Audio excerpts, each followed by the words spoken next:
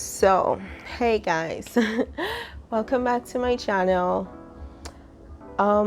If you haven't already, please like and subscribe. I apologize for my mood. I'm basically giving you guys a story time, well, the continuation of my previous video. So, what basically happened, right, was that after doing all the tests, finding out that I had a biconjugate uterus, traveling to the UK, getting another doctor's opinion telling me that I did not have a biconjugate uterus and my baby would be perfectly fine. I get back to St. Lucia. I start back working as normal. Everything was going okay. The following week, I was under so much stress and so much pressure. And I don't know if it was the hormones. I suspect it probably was the hormones that had me behaving differently. So I ended up in fights with my boyfriend a lot, like a lot. It got to the point where honestly, I felt like the two of us would probably kill each other. But that didn't happen, thank God. So we got into fights a lot. I got into fights with my mom. My mom didn't know that I was pregnant at the time. But whatever she asked me to do, my boyfriend tried to do it, knowing full well that, well, he knew that we still fought that I had like a high risk pregnancy. So he tried to do whatever my mom wanted me to do, meaning like chores and whatnot.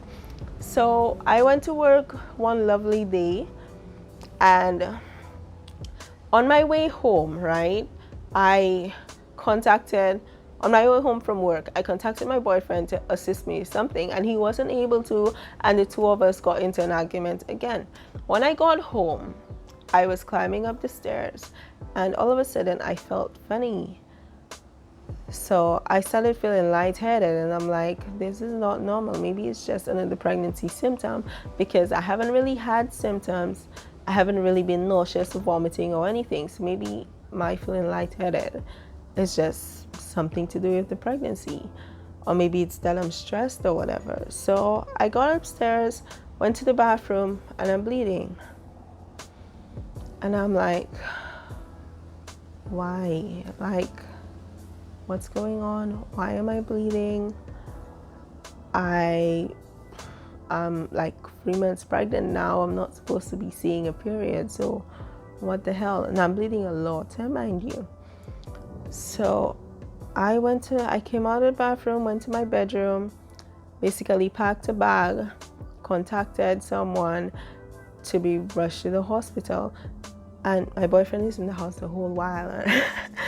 And instead of having him to take me to the hospital, I got somebody else to take me, because I was pissed at my boyfriend. And you guys know, when you're upset with somebody, like, that was it for me. I didn't want you to take me nowhere. I would have gone by myself. So I got to the hospital. My boyfriend is pissed, busy calling me the whole way there, and he just doesn't understand what's going on, because I did not tell him what was going on. That was my wrongdoing. Like, if I could have gone back, I would have done things differently. I would have had him taken me, no matter how much I was pissed at him at the point in time. But I'm gonna just blame all of this on pregnancy hormones. That's it. So get to the hospital. The doctors rushed me in, put me on the bed, etc. Start doing tests and whatnot. They told me that the baby was fine, but the baby was literally like 2 centimeters down. In other words, how do I explain this? My lining was 2 centimeters. So the baby was basically on his way down. So in other words, I was about to have a miscarriage. I was like, what? I just went through some shit last week, and this week it's another shit. So I'm about to have a miscarriage. That's why I'm bleeding. Like, why? What have I done? Like, you know, when you're going through a tough time in your life, you just think to yourself, like, why is this person passing with a bike right now?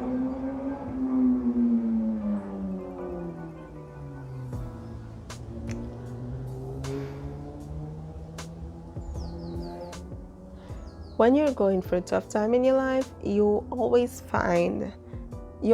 ask yourself, like, why me? Why am I the one having to deal with this? Why couldn't it be somebody else? So that night I ended up spending the whole night at the hospital My boyfriend still did not know what was going on. I literally just, like, they put me on medication. I knocked out. I had to like lie in bed with my feet up this way and my head down this way in order to, I don't know if we were trying to send the baby back down, like gravitational pull and whatever else, but they put me on a bunch of meds. I stayed in the hospital for like, what was it? I think it was like 2 or 3 days I spent in the hospital, and those 2 to 3 days killed my relationship. My boyfriend and I got to a point where, well, he got to a point where he just couldn't understand what was going on. He didn't understand why I reacted the way I did. He didn't understand why I left with someone who wasn't him to go sort out our baby. Like, he did not understand it. So it ended badly.